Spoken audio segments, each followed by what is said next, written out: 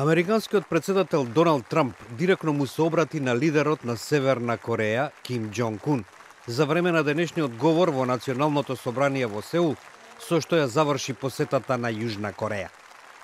Трамп порача дека нуклеарното оружје не ја прави Северна Кореја побезбедна земја, туку го става тамошниот режим во смртна опасност. Наведувајќи дека во Вашингтон сега има, како што рече, поинаква администрација, Трамп додаде: We will not allow American cities to be threatened with destruction.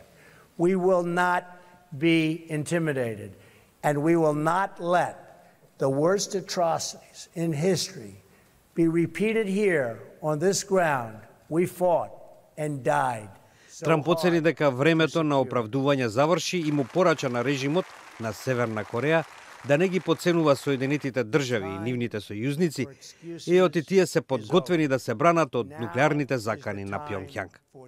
Трамп ги повика земјите широм светот да се здружат за да ја изолираат Северна Кореја, односно да прекинат, како што рече, со секаква форма на поддршка, снабдување или прифаќање на таа земја.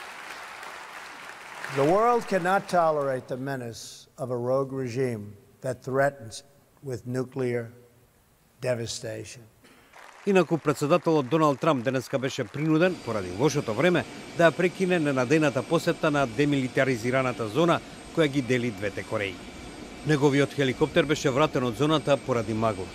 Американските председатели традиционално ја посетуваат оваа многу чувана гранична линија, каде што војници од Северна и Јужна Кореја се наоѓаат на двете страни од бариерата. Неодамна тоа го сторија подпредседателот Майк Пенс и секретарот за одбрана Џим Матис. Пред азиската турнеја, Белата куќа соопшти дека председателот Трамп нема да ја посети зоната, бидејќи таквите посети биле клише. По посетата на Јужна Кореја, Трамп замина за Кина.